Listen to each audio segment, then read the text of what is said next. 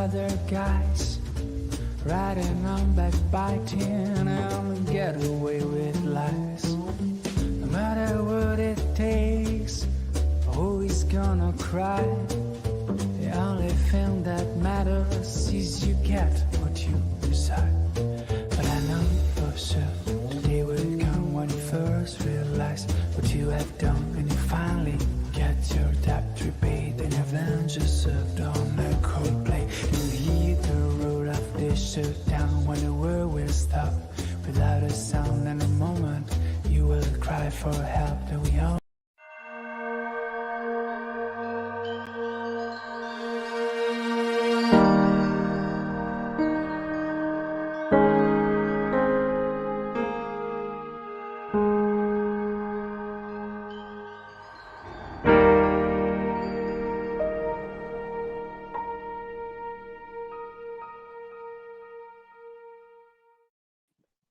Whoa, I like that opening there our John Parento made for New England. It was so fancy. I literally went, ooh, like it was so cute. Hi, everybody who's watching, all the filmmakers around the world, welcome.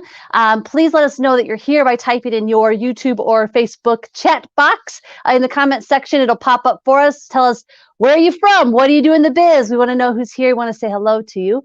For those of you who are brand new, we are the Black Magic Collective.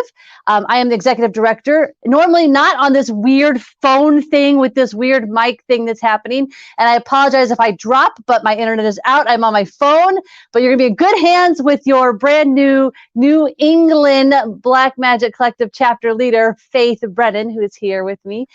Thank you, Faith, for coming and doing this and being a part of the Black Magic Collective. Everybody who's new, we are the collective of film and TV artists and crew.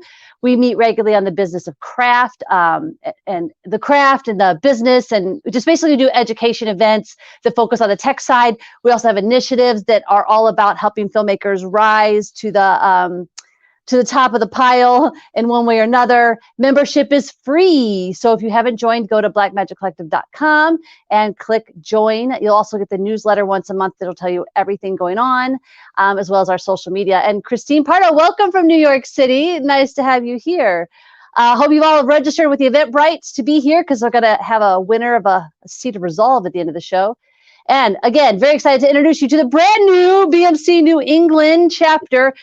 Your New England host, Faith Brennan, is here. Faith, tell us first and foremost, let's get to know you a little bit. What is your big dream? What is it you hope to be doing when you're all grown up? Oh, well, great question. So right now I'm a university student. So my first big dream is to graduate. That's top of the list. But then after that, I really want to get into producing and making sure that like really important stories are getting told, and we have like a diverse group of people making them and being seen on screen. Aw, we need you. I love it. I may steal you from Boston and bring you to LA when it's time. Sorry, New England folks. We do have Brandon here from, is it Chicopee, Massachusetts? Am I saying that right? He's a filmmaker looking to collaborate with other filmmakers in the area. If you're around, we have Sarah from Brighton, Massachusetts. We have Jacob Sup. He said he works with Rachel. He's tuned into the presentation today. Glad to have you here. We're going to bring them on in just a second. Before I leave and give you guys the panel, I want to let you know that the Black Magic Collective Film Festival is open. It is ready for submissions. You can go to Film Freeway and submit. It's completely free for films under 5 minutes. And there are great prizes. Last year, our winners won like a Ursa Mini G2, $1,000 in cash, Black Magic pocket cams, like just prizes galore. And it's totally free. So if you have a film under 5 minutes, it's narrative, why not submit? Faith, can you tell us about our sponsors? Of course. A special thank you to our sponsor, Black Magic Design. They're an extraordinary company that truly loves filmmakers, and they are why we get to do what we do at no cost for filmmakers. So they are awesome. And they are also giving away, that's my drum roll, a free set of the DaVinci Resolve Studio. And then you entered if you RSVP to the event, and at the end, I will be announcing the winner. I love it. I love it. I love it. Remember, too, that you guys are commenting in the box. Welcome, AO from Lakeville, Massachusetts. Roshni from California, and Ariana from Massachusetts. I love that so many Massachusetts people are showing up. You guys have such a wonderful film community. I can't wait to get a chance to film out in your beautiful areas. So I'm going to head out, but make sure if you have questions for Faith or any of our panelists, you type them here in the comment box. They'll get to them. Faith might see them in the middle and ask it during the panel, but definitely at the end, she will ask for your questions, and you guys can ask all the questions you want.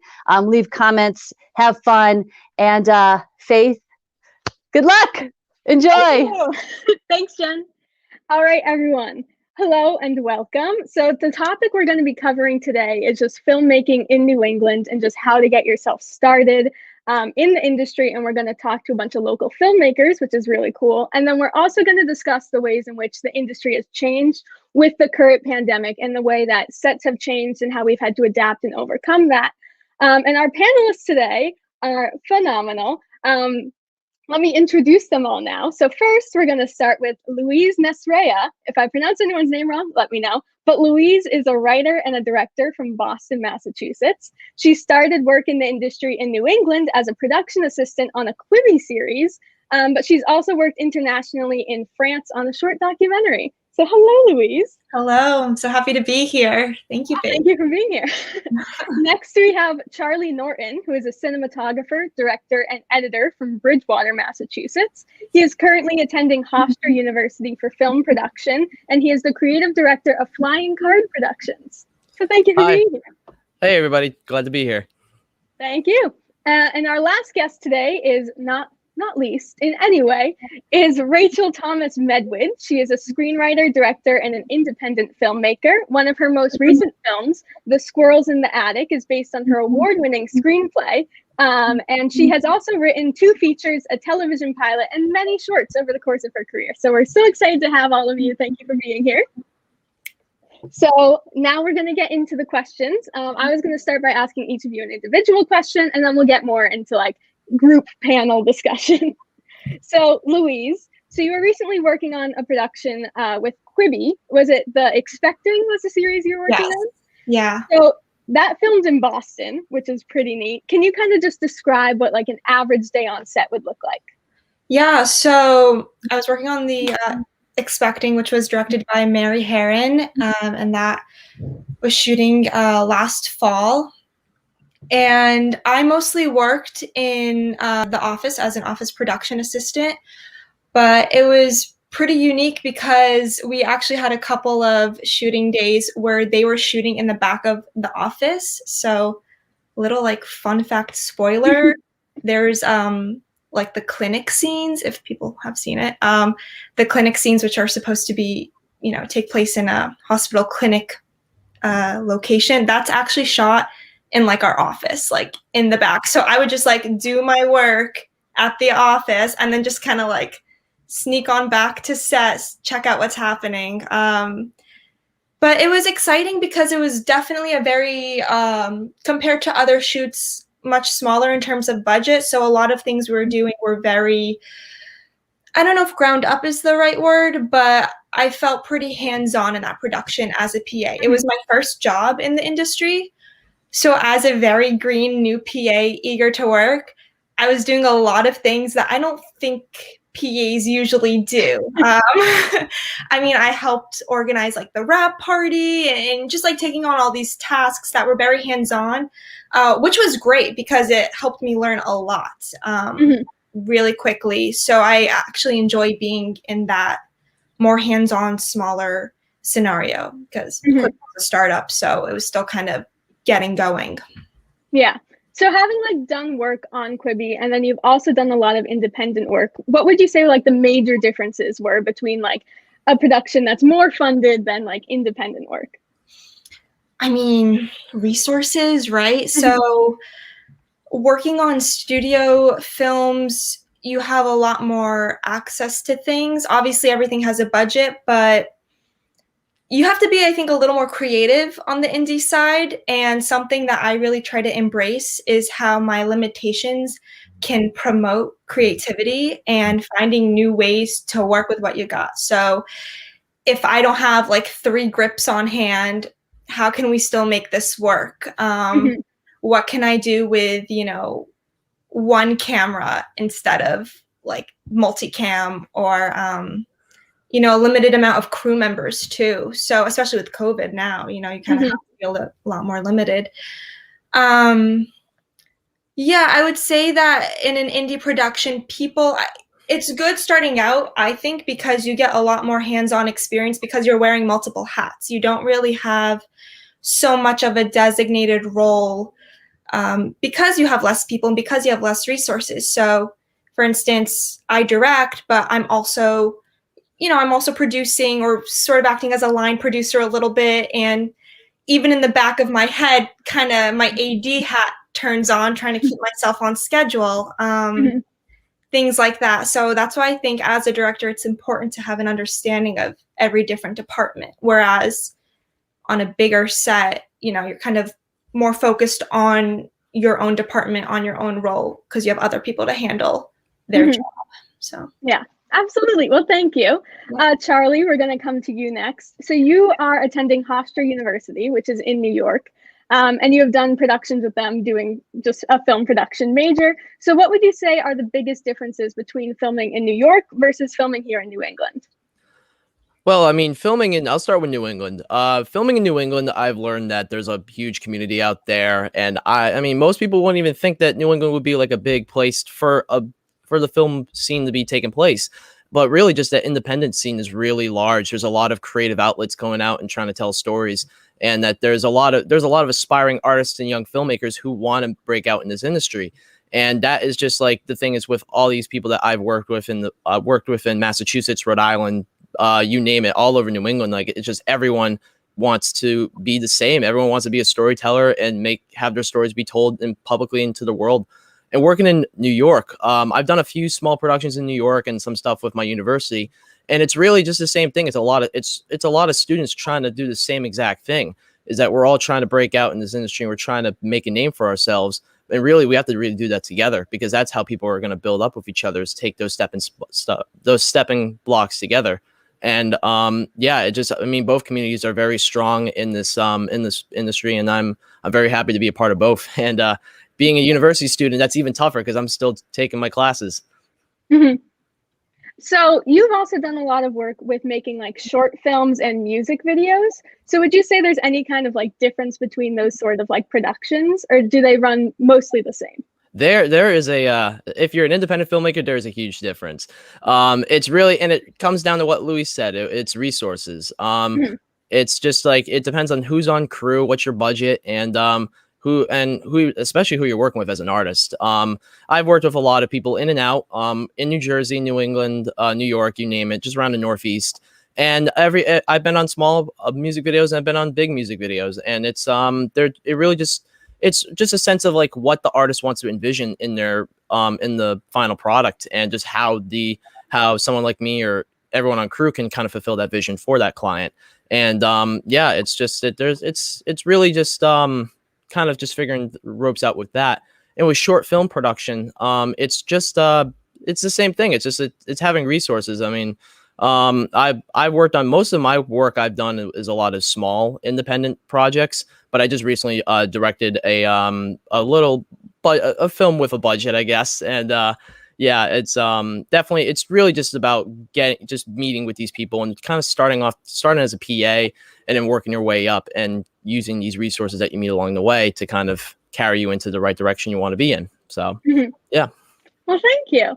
Rachel, you have been writing for a really long time, but just started to get into doing directing work and doing like filmmaking. So what like inspired you to make that jump from doing writing into becoming like a director? Well, it was a little spontaneous. I'd been going to film festivals as a screenwriter. It's like 2019. I went to a lot of different festivals, and as a screenwriter, you're trying to get your work made. That's most screenwriters' goals, and it's very difficult to do that, even if you're doing well with your screenwriting, because a lot of people are making their own work. So I'd had a lot of directors that I talked to at these festivals be like, why don't you just make it yourself? And I was like, but I don't know how to do that, you know, and I wasn't inspired to do that until I had a conversation with somebody, and it was like last, you know, 2019, the end of it. And then, you know, I turned the corner and I just jumped the gun and did it. Because I'd been talking to a production company in New York City that was interested in making it. And then after having the conversation, this person said to me, you want to tell this story the way you want to tell it. And I know you can do it. And so that was the last push I needed. And then I was really, it's really exciting because it changes your whole view as a screenwriter. Because now I've done another one with Sea Point Studios again. Hi, Jacob. He's on here.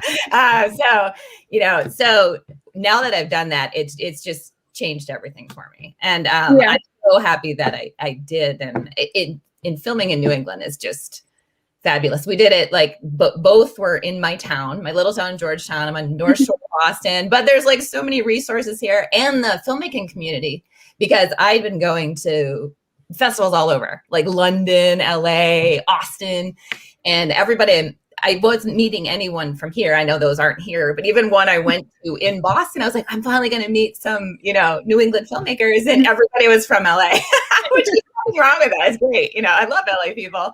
But so then it wasn't until I went to the New Hampshire Film Festival that I saw a panel, the Women in New England Film and TV England, and I joined, and that has been just huge change. There is a bit, as Charlie said, there's a huge community here. So now I'm on them. It's exciting. And New England film is also like a great resource. And like you just so many people and really supportive community. So yeah, that was how I made the jump, and now I'm in, and now I can't turn back. Now you can't leave. You're stuck here. So with being like from New England, and as we were talking about like the community in New England, Rachel, there's so much like literary history here. And I mean, just like 2 years ago, they remade Little Women, and it was all filmed in Massachusetts. So would you say being based in New England has had like an influence on like your directing or your writing style in any way? I'm not sure. That's not really how I write, but I am now trying to fit lots of my screenplays into scenarios. Like, for instance, they filmed a scene from Little Women down the street from my work. I work on Beacon Hill when I used to go to the office.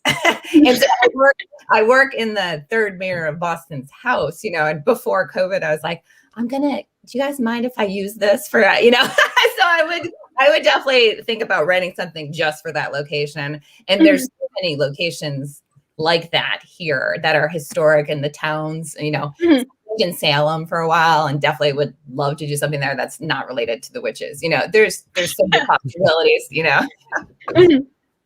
Yeah, I think that just filming in New England just has so much history that I think like it's almost impossible to not take inspiration from the locations like Salem or anything like that.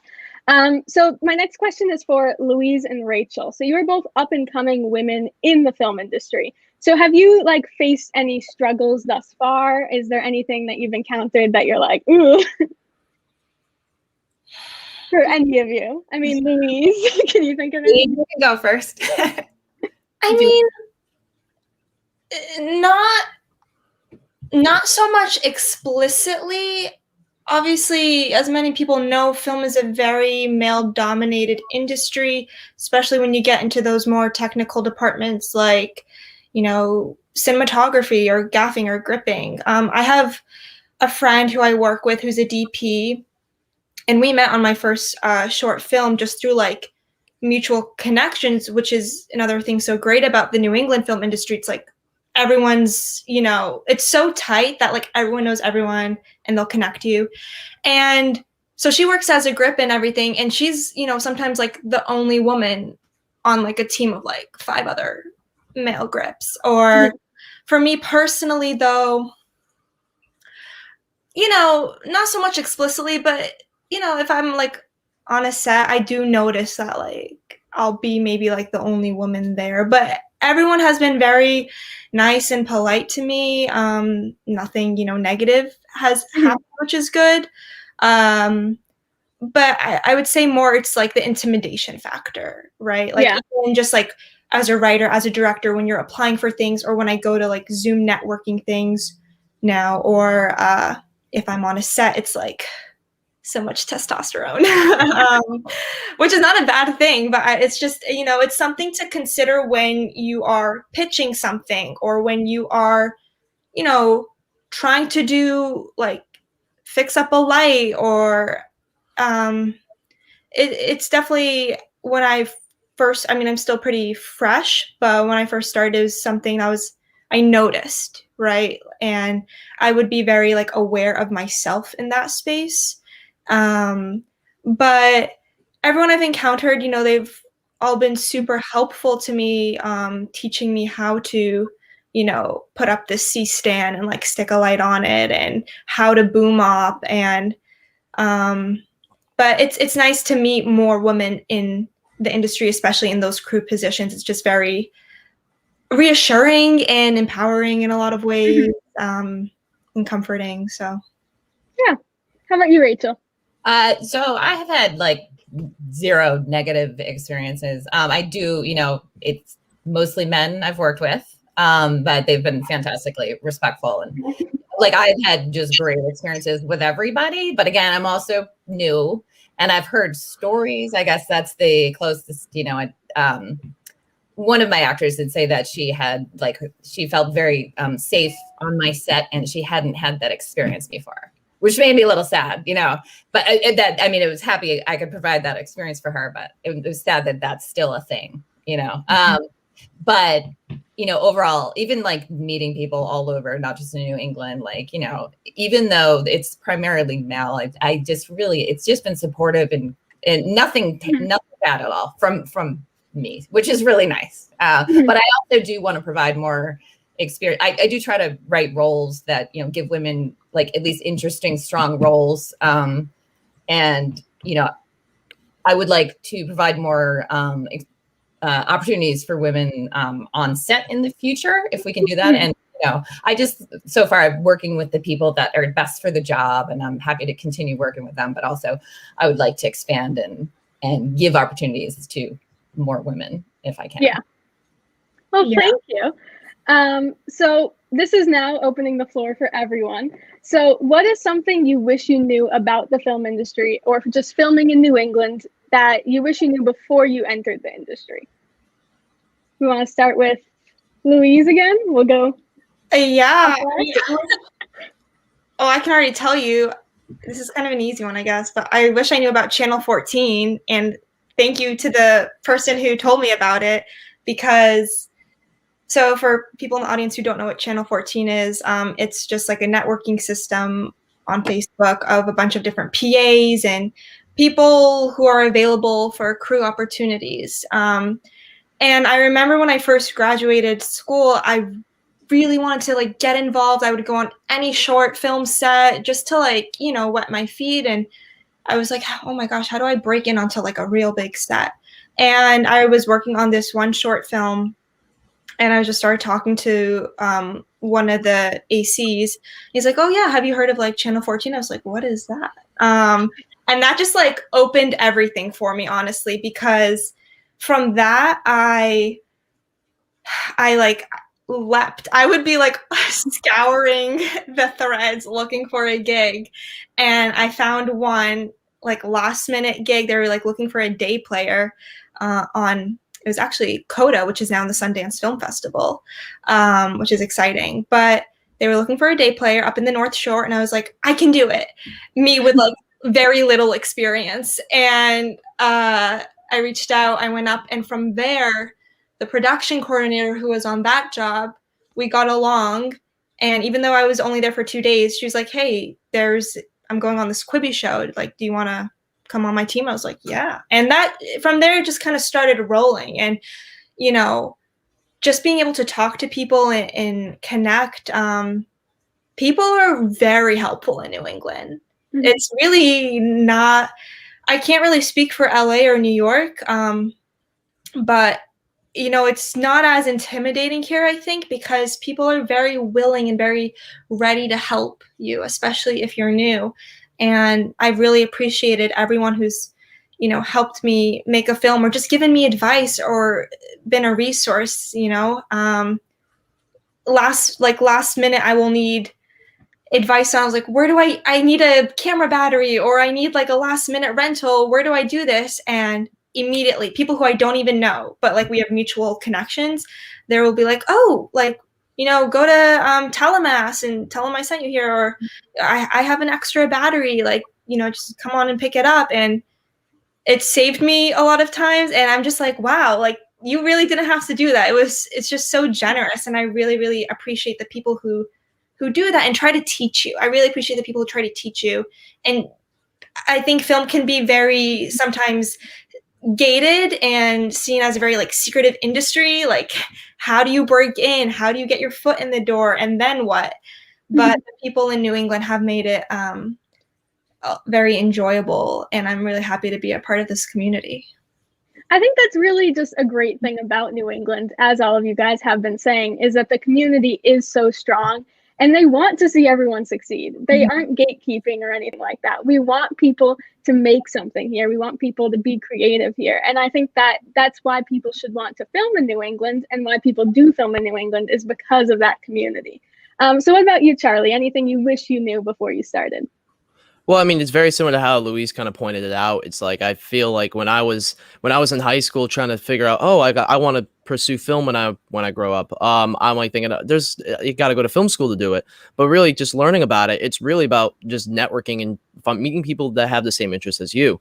And I did that through film festivals. And I wish I kind of knew it like a little bit better than I did now. But that's kind of just how I was able to get my start, and kind of wish I kind of invested a little bit more, is just kind of breaking in that process through there. And just from one small festival I got into in Rhode Island, it ended up me getting networking and jobs at the Rhode Island International Film Festival as a judge, and being able to network with some people at the American Film Institute who are from New England, and then the Facebook groups like the Channel 14 PA group and the New England Filmmakers group. Those are some Facebook groups I'm active on social media.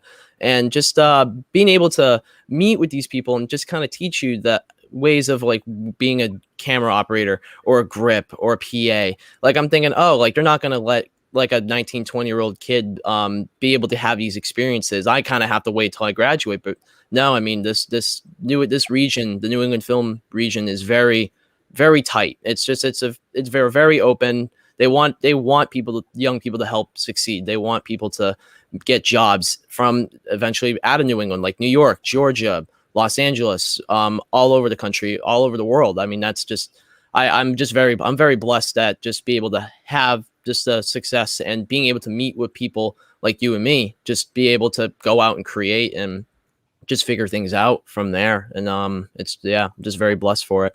Thank you. How about you, Rachel? Something you wish you knew. Well, I don't know about Channel 14, so I just learned something new. I love these things because I always learn something. I swear I learn something new every day. I already talked about these, but like Women in Film and New England is a great resource, and so is New England Film. Like, those were just game changers, and they're so helpful. Like, I was on a Zoom call with, the heads of both of them yesterday for the New England Film Star finalists, but that's over. But they'll meet up and they're like, what do you guys need? Can we do anything to help you? What are you working on next? Like, they're so supportive. And I like these guys are saying, it seems like the whole community is like that. There's so many resources. And again, I'm just sort of starting, but I wish I had learned about some of them before making the two films, but you just go on and learn more and do more. Yeah. And it's kind of awesome that we all were connected through a Facebook group, and that's how we're all here today talking to each other. So that kind of just goes to show how effective these groups are, which kind of leads into the next question, which is, have you found like those Facebook groups to be the most effective way of networking, or is there any other like specific things that you've done that you think work better to like meet people? Like, Charlie, you were saying you do like film festivals, and that's been really helpful. Has there been anything you guys are like, this is what you should be doing if you really want to meet a bunch of people? I will say that, I've found Facebook group. I'm like not a Facebook person also. I just want to disclaim that. Like, I was very no Facebook. But when someone told me about Channel 14, and just like joining all these different film groups in New England, that actually helps a lot.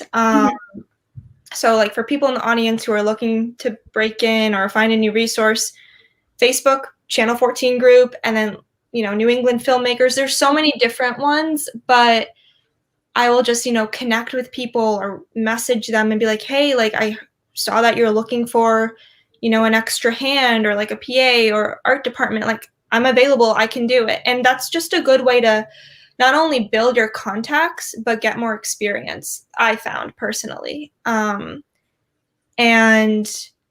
what was the other one I was going to say? There's social media, very helpful.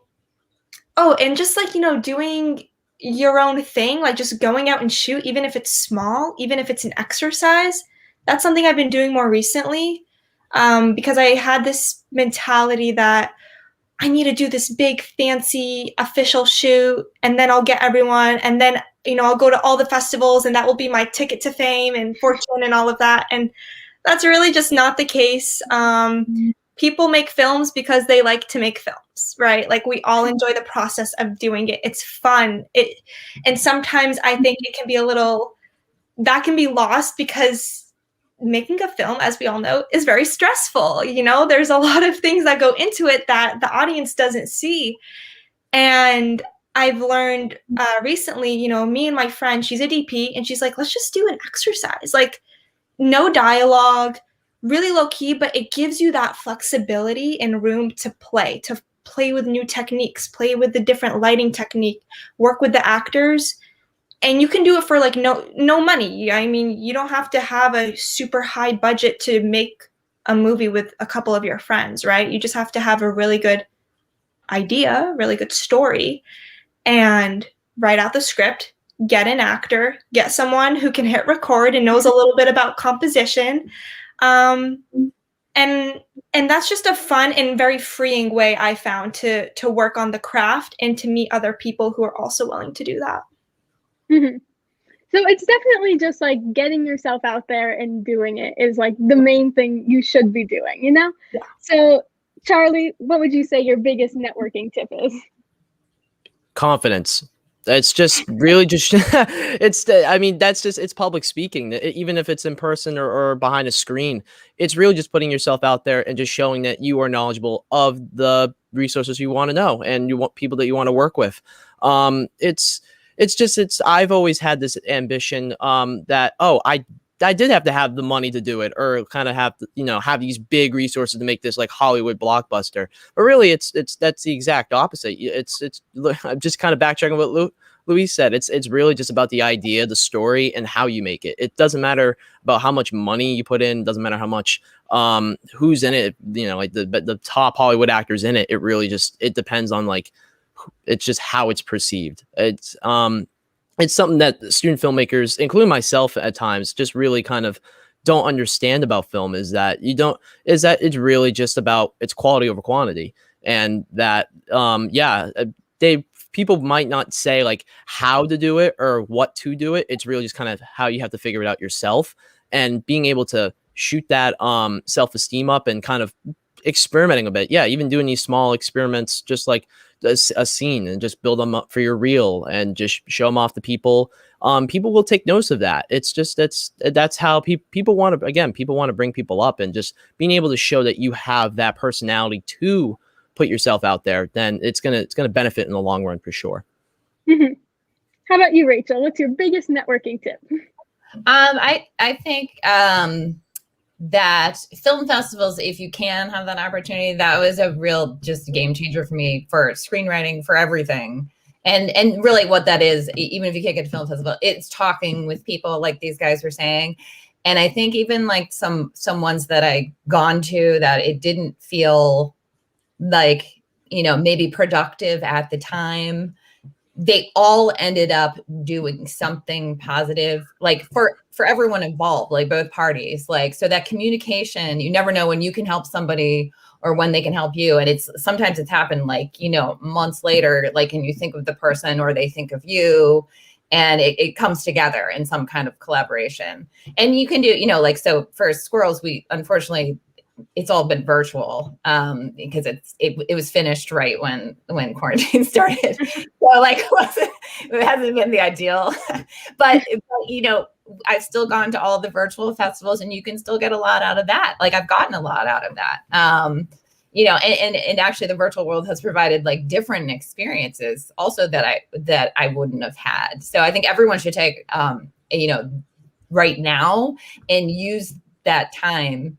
And because eventually it will go back to normal. It's going to be a little bit longer, and you won't get all these same opportunities. So I think right now, like, go to the online webinars, the online networking. Like last week, or it was probably like 2 weeks ago now, like I had gone to a networking at Women in Film, and I wrote down a composer's name from Boston, and we had already had a composer working on my second film. And then like 2 days later, it turns out that he wasn't going to make it work. So I contacted her 2 days later, and she's almost finished with the score now. And this was with someone in Boston, you know? So again, I was just like, oh, maybe I'll use her in the next film in a year or so. And I didn't realize it'd be like 2 days later, you know, and that, you know, it's been fantastic. So like every opportunity you get to just, you know, and it can be casual or just get to know people too. It doesn't all have to be about, you know, the film.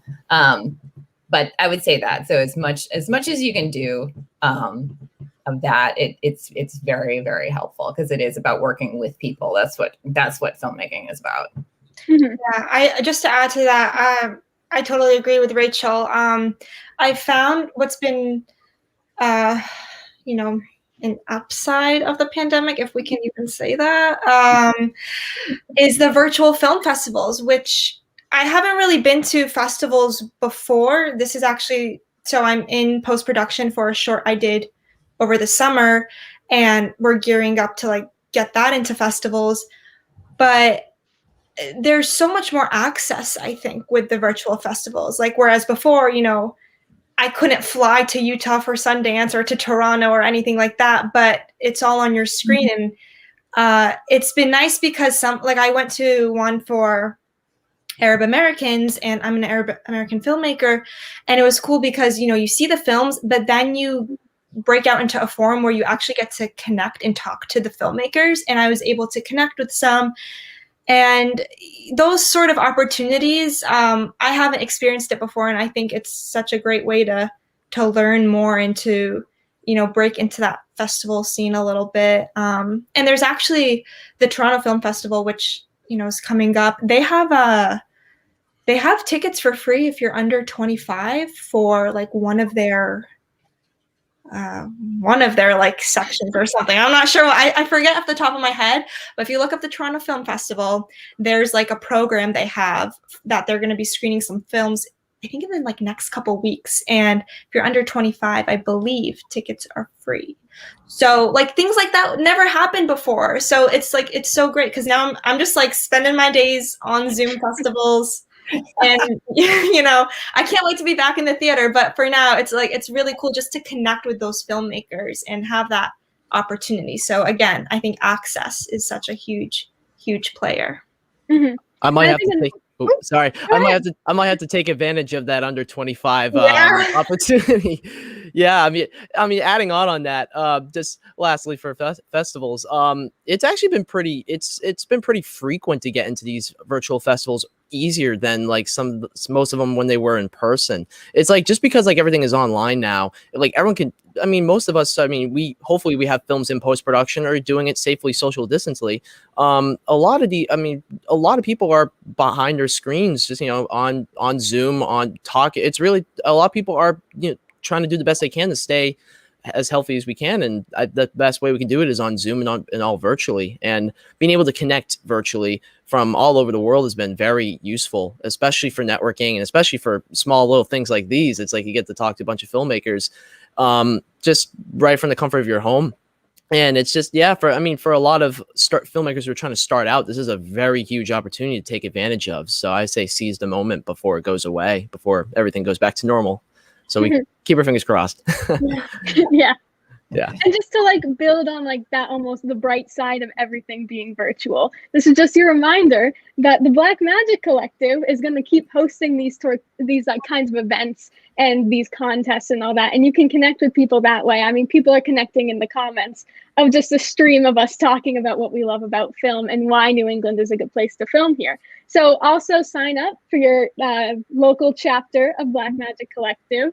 So you can like keep in the know about these events and meet these people, like these three lovely panelists we have here who are in the area and who are always working on different films. So we're going to talk a little bit about the pandemic.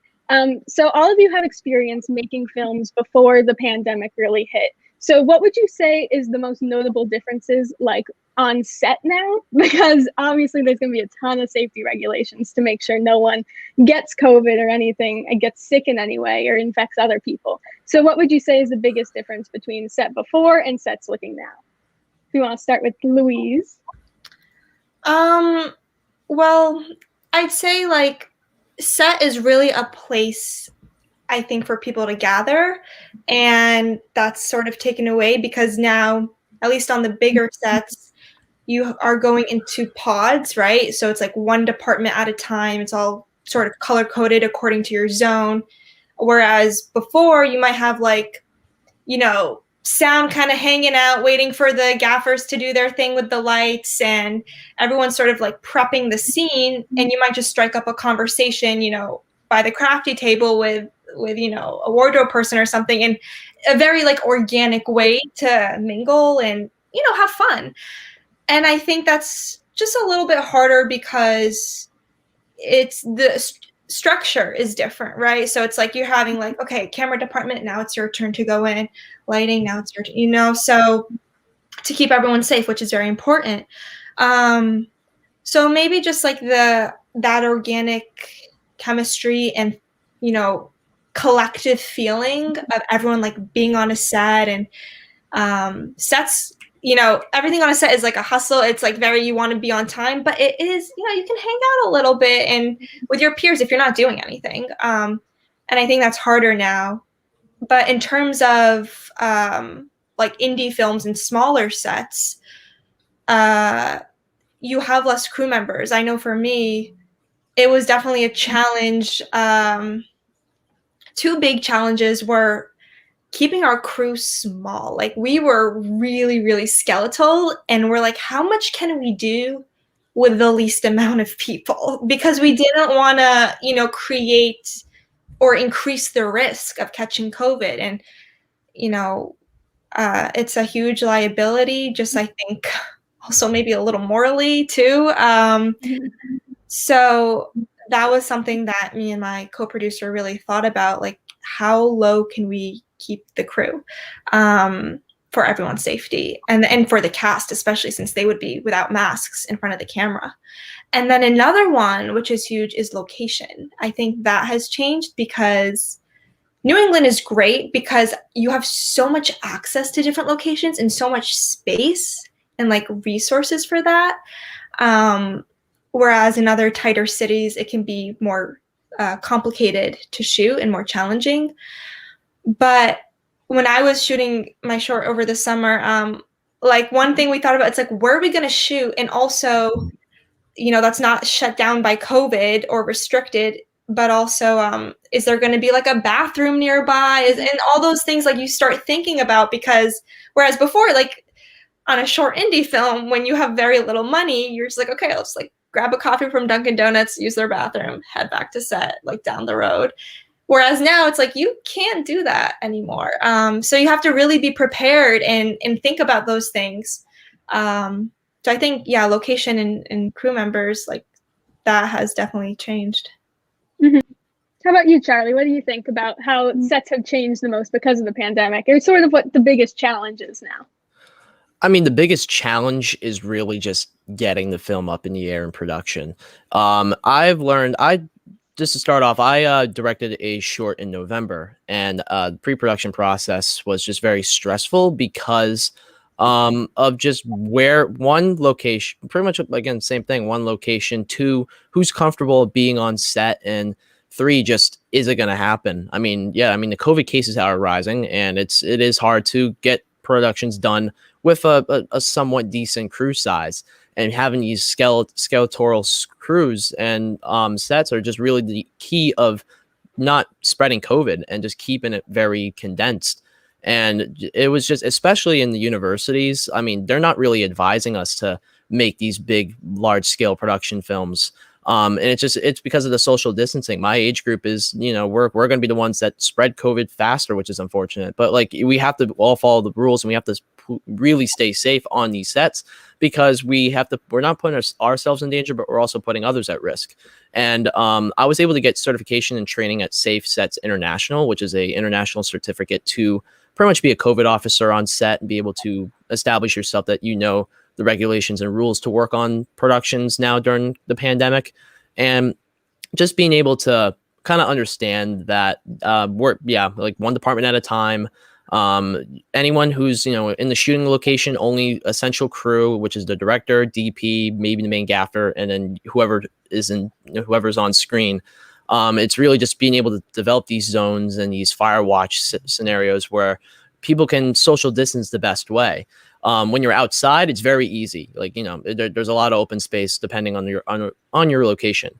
Interiors, however, it's very hard. So like, you have to do the best way to social distance the best you can. I mean, I shot my film at a high school in Fall River, and the location was big enough to social distance inside. But then again, we still had to, we had crafties outside, and we had makeup outside, and all these other resources that usually you can kind of do freely on a film set before the pandemic. But I mean, right now you have to be very, very cautious. So I missed the old film sets when it wasn't COVID, because I get to talk to people, be up close, no masks.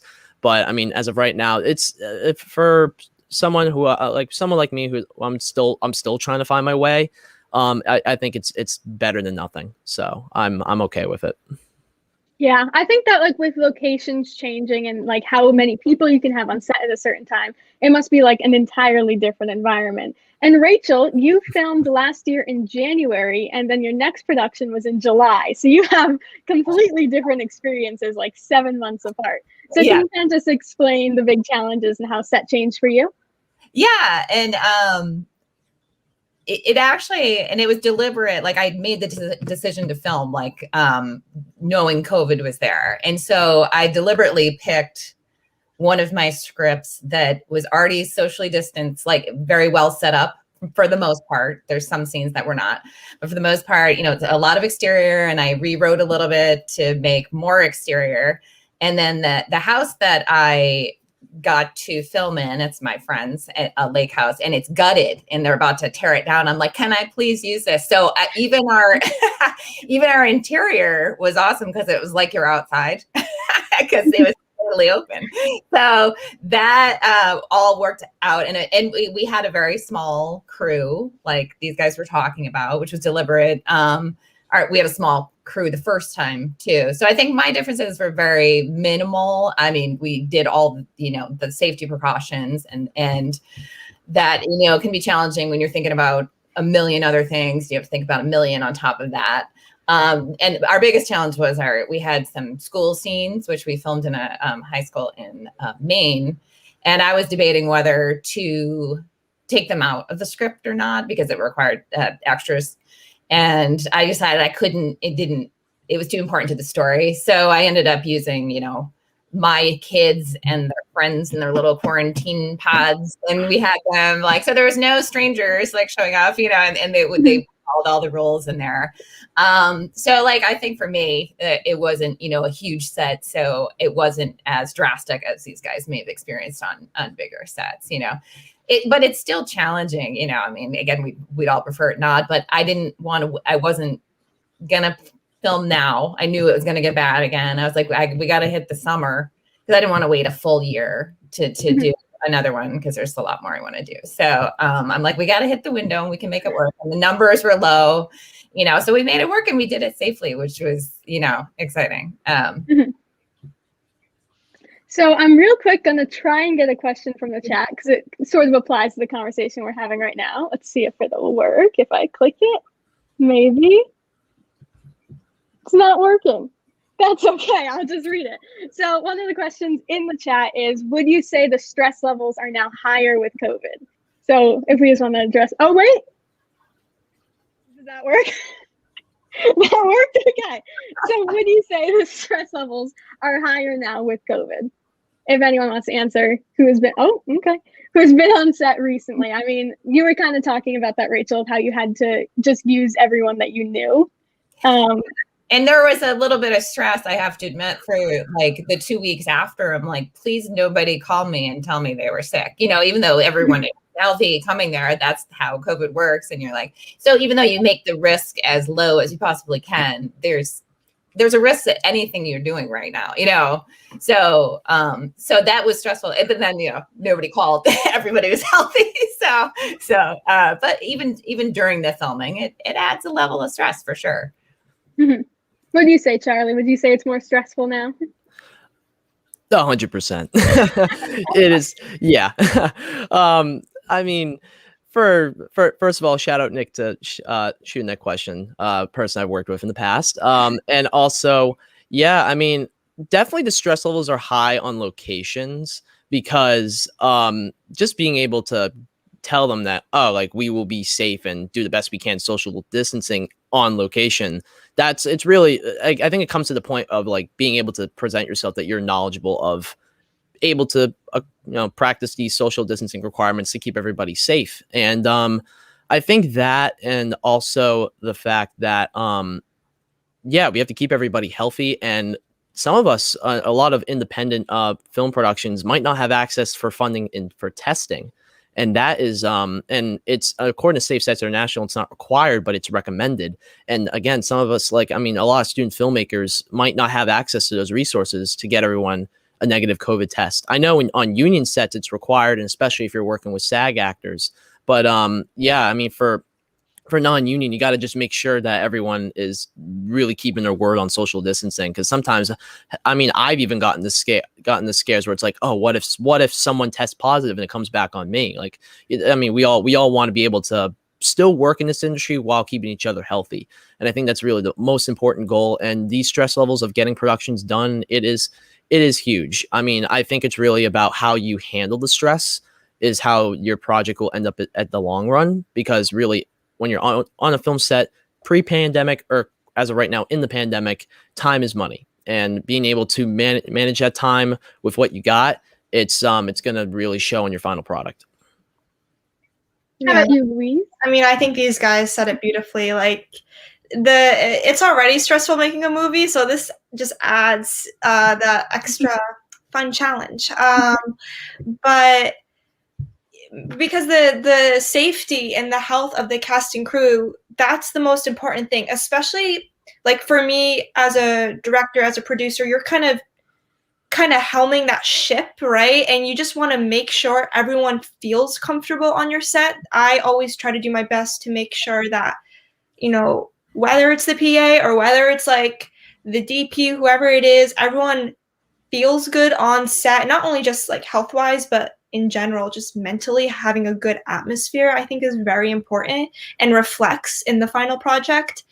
And taking those extra precautions for testing, which has been very difficult for indie shoots because, as Charlie said, there's not as much funding. And, you know, it will be interesting to see how the indie scene in New England, you know, pans out, because they're taking the hit right now. There's not that funding, and people have to be very, very resourceful and creative if they want to get their film done. So I think that there's definitely an extra challenge and layer of stress that, you know, we're working through. Yeah. Just when you thought indie filmmaking couldn't be more I know. It's just on our toes. Yeah. So as you were saying, it can be rather daunting when you have these indie films and you need to work with a small budget. So what would you recommend to all the new filmmakers to do when trying to fund new projects? And has there ever been anything that you've spent money on that you were like, that really wasn't necessary for me to spend my money on that, you know? So how about, we'll start with Louise again. Well, what I first did is using your resources and what you already have. So reaching out to up and coming filmmakers who just want to be on set. And like for me, I did a lot of unpaid gigs, first, like trying to, because I just wanted the experience. And at some point though, experience and exposure doesn't cut it anymore. But, and I'm still learning. I'm still, always happy to collaborate with people because I just like filming. But reaching out to people who you think might be interested to do it for fun because they want to be there. And then also applying to different grants that are geared, maybe if you're a woman of color, there's specific grants for that. Or if you are a student filmmaker, there's specific grants for that. And I think Film Freeway, I know that's for festivals, but they might offer some grant opportunities too. And just finding kind of very, not like an overarching film grant, because like everyone's going to apply for that. Find what's specific to you. Maybe you're a documentary filmmaker and you're focusing on one specific area. There might be a grant for that. So finding that niche and applying to all those types of funding can be helpful. Mm-hmm. What would you say, Charlie? It's I just say if for funding, really just try to get more than what you can get if you can. And it really comes down to, again, one, who you know, and two, who sees the confidence in you in making films. And also that, again, there are kids like me that are looking for work and that want to get this exposure and be able to at least know, like, is this what they want to do, and find out what departments they want to get into, and just being able to get this exposure now, which may have seemed impossible almost a year ago. And now it could be easily possible, especially, I mean, I've just outside thing, I've been able to work with some fortunate high school students who are, working as key makeup artists and second assistant cameras, and they're very talented. And that there is a lot of young people up in the coming and rising up, and especially for planning out budgets, just plan it out with care and try to get as much as you can just in case, because you just never know where that money's going to go, and you don't know how much money it will be spent on. But really just save, plan it out. Like film is hard. I mean, especially when you realize that money has to get into the equation, that is even worse. So I say really plan out your economic strategies thoroughly, because you'll benefit in the end if you get more, and also be able to present yourself professionally and knowing that this money is going into great hands. And again, it just comes down to confidence and presenting yourself in your most professional way possible. Thank you. Rachel, what has been your experience with funding? Well, so for my first film, I was able to do it, for a very low budget, and that was part of my goal. And I did have an executive producer, pay for part of it very kindly. So I was able to keep that under control. I didn't have to do crowdfunding for that. And I didn't do it for my second one either, but we did double the budget because we really wanted to up the cinematography for the second one. And I feel like it's really important to pay your cast and your crew. And I love also like students who are, want experience, and I will probably utilize that in my next one. But I haven't crowdfunded yet, so I don't have any information on it, but I'm thinking about it for my next one. So I've been doing a lot of research, and I hear great things about Seed and Spark.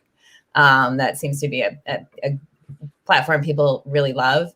And again, even my next one, I mean, I'm low budget. That's, for my shorts, no one should really spend a lot of money on shorts because you're never going to get it back. And it depends on what your goal is for it. But, people will spend like $50,000 to make a short, which probably isn't the smartest thing you could do. You could make a feature, a low budget feature for that.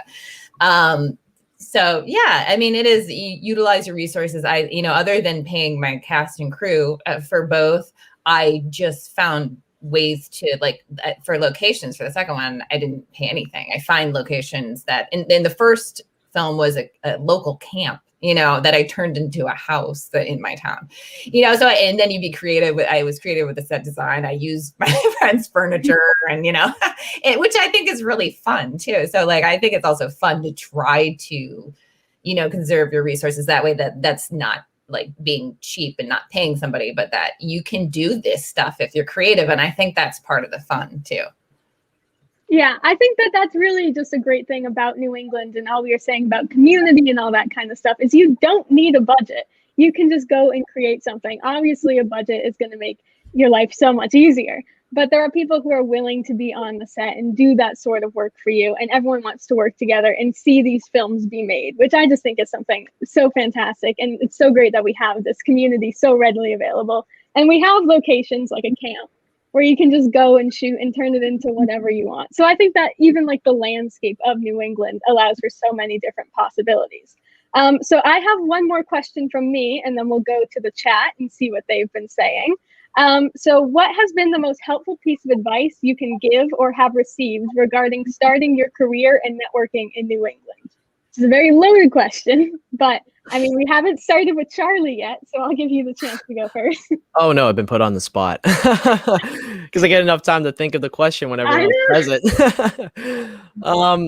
I mean, the best of advice that I've been, oh man, this is gonna be very. I'm gonna try to do the best I can with this one. I think really the best advice I was given is just really, don't limit yourself.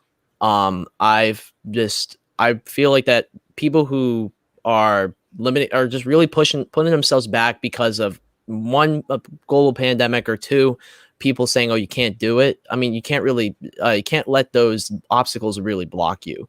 For a pandemic, that's one thing, but like just for people saying that you can't do it, like you got to believe in yourself, and that if you're not going to be on every film set, you're not going to be this. I mean, we all want to be this great top Hollywood Oscar winning filmmaker, but really we have to become the filmmaker that we have to be, that's true to our character. And that it really comes into just telling I mean, you got to tell the stories that you want to tell personally, and just have people believe in what, people believe in your vision. And just like, don't be scared to share scripts. Don't be scared to pitch them to friends and to professors and to filmmakers all over New England and all over the country. Just like, there's going to be someone that's going to be listening to you and will be following you, as well as considering you as, on the hierarchy, on the production line, or even the lower line of production. It's just really don't just shoot for the stars and aim for the moon. That's really the best I can really say. Just go out there and put yourself out there. How about you, Rachel? Best advice you can give? Well, Charlie just stole all my words. Like a nice little motivation I needed. I needed a little shining moment. No, but I mean, that really is my sentiment. Like, you really just need to go do it, and you need to do it and be yourself as a filmmaker. Like, I go into, I think of myself as a storyteller, and you have to tell your stories, and you can't worry about what people are going to think. Like, not everyone's going to like your stuff, and I know that with my stuff, but this is the story I want to tell, so this is what I'm going to do. And then just go do it. I probably wouldn't go back and change anything in my life, but I do wish it was a little bit earlier and I had more time. So I'm a little late, coming into this, but you just go do it, and don't be afraid, and don't be afraid of rejection. I've been rejected like a million times as a screenwriter. That's just normal, and there'll be times that I will have one script that will win like first place in some like really great contest, and also get the worst feedback in the same day. That will happen, so like, you can't be afraid of that stuff.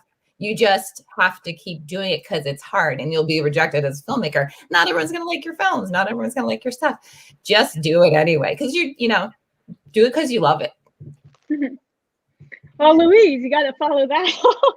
I can't. I mean, these guys really said it all, and it's actually really nice to hear, because sometimes I will even get caught in my own head of like, oh no, like what if the audience doesn't get this, or like didn't, and so it's definitely you're your own biggest advocate in this world, right? So you have to fully believe in your story and in your vision, because not everyone might not be on board. So it's really up to you to kind of drive that ship forward. But I will say, like the first film production class I ever took in college, it was late, and I didn't go to film school or anything, but my professor on the very first day wrote on the chalkboard, "Limitations promote creativity." And that's something that's always stuck with me. because in the sense that not to limit your mindset, but physical limitations, you know, you might not have access to a 20-person crew, or you might not have access to an Arri Alexa camera or like all this fancy equipment. It would be nice, but it's not always the case. So you have to get creative and resourceful and use your networks. An advice that I got when I would ask people, like, how do I get in the film industry? Like, how do I do this? They would say, just do it. And I'm like, what is this, Nike? Like, how though? How do I do it? And how you do it is to get your friends, get your iPhone, get a camera, whatever it is, and just go shoot. Like, even if it's a 2-minute video, you're still practicing it. And the more you do that, or if you're a screenwriter, just like write a short film, send it to your friend. Hey, what do you think about this? I think practicing the craft it's something that will keep you going and motivating you, and you will inevitably get better. And one day, you know, someone might see that and they'll take notice of that, and you know, and then when you're ready, and when you have, well, not when you're ready, because, you know, we're never ready, but when someone asks you, oh, hey, like, you know, I saw that little 2-minute short film you did, that was pretty cool, you have anything else? You have now a bunch of stuff that you had done because you were out there doing the thing instead of talking about the thing. So yeah, just, you know, don't be afraid of the limitations. Use them, because it might, with the this is the biggest limitation we've all faced, right? Or all indoors. But I've noticed it's forced me to be a lot more creative, and I've made some pretty cool projects so far that I'm really excited to release that I never thought I would be able to do. So just embrace the limitations and still get after it. You're also inspiring. I needed to hear that from myself. Gotcha. So we're going to take I think we only have time for about one question from the chat. But Brandon Macy asks, I'm going to try and click it. Well, I'll read it. Oh, there we go. What is the best way to go about monetizing your films, especially for indie filmmakers? And I think, Rachel, you have experience with this. Well, not quite yet. Okay. But like my Squirrels in the Attic is going to Cannes Film Market. I won a female filmmaker prize, so that's not till May. But, you know, so it has the opportunity, but I'm not sure what that looks like yet. But I've had some, like, you know, streaming platforms reach out to me with interest. But again, I haven't met with anybody yet, so I don't have really good advice. I do know that short films are just not easy to monetize. You can maybe get your money back, depends on how much you paid, but I know they just don't make a lot of money typically. Features, different story, I believe, but again, I don't have experience in that yet. So sorry, I'm not either of you. That's okay. We're all learning here. Yeah, I don't have too much experience in that either, but you know, in terms of just like getting that funding, I know people are creative with, like, if you fund or donate this much money, like for crowdfunding, we will give you like a digital copy of the film or credits or all that stuff, and then you can show that short as a proof of concept to maybe like a investor or producer, and down the line, you know, through the streaming platforms, I think. But you know, I don't have too much experience, so I can't speak too much about that. That's just sort of what I've heard. How about you, Charlie? I'll do the best I can explaining or answering to the question. I've a producer I've worked with from AFI. He got some of his work kind of monetized on Amazon Prime, and that is kind of just like a good indie filmmaking hub for just low budget filmmakers trying to get their work out there and possibly making some money. And also with crowdfunding and just kind of budgeting out your production, getting sponsors could help promote film and possibly get revenue back into your production, make a little box office if possible, because a lot of short indie films don't really get that much revenue back. It's really a passion project, and that's it's definitely, it goes a lot, especially if you're spending $100 or $10,000. There's a good chance you're not making that money back with like very, very slim luck. So I mean, taking these advantages to kind of get these films on, these indie streaming platforms, and just kind of submitting them to, prize winning festivals, or even just trying to get investors interested in your concept, and for a bigger production if it's going to go that way. There's options. I think, there's like opportunities to do that, I think. But I personally think Amazon Prime would be the easiest way to kind of get something back. But that's just from learning from a few people in my travels. I do know people who've done Amazon Prime. It doesn't make you any money. Well, I guess sorry. Yeah, Well, I just said false information. That's my just from what they've told me, that's not, they weren't necessarily. Yeah, you don't really make money. Well, at least I know. The next panel, we'll talk. The next panel, we'll talk about Amazon Prime. So I do believe that is actually all the time we have for today. Unfortunately, we had these lovely panelists, so I really want to thank you guys for your insight and being a part of this panel. And I want to hope you guys will join us again for another panel at some point. I think that would be great. Yeah, definitely. Thanks for having us. Thank you so much for having us. Really appreciate it. Fun. Of course. And I'd also just like to thank the audience for tuning in to the first event hosted by the New England chapter. We have plenty of events coming up in the future and hope to see you there. Next month, we are kicking off our Atlanta and Austin chapters. So sign up for your local chapter at blackmagiccollective.com and look for those events to release next week. And then a quick reminder to submit your 5-minute or less short films to the Black Magic Collective Film Festival. It is free to submit, and you could win some awesome gear and cash prizes. And we just look forward to seeing what you create. And now, thank you to our sponsor, Black Magic Design, and the winner of the giveaway for the Sea of Da Vinci Resolve is Jacob Christensen. I hope I said that correctly. We're going to reach out to you via email, and then we will tell you how to claim your prize. Once more, thank you to our panelists and to the audience for tuning in. We will see you soon, and stay safe.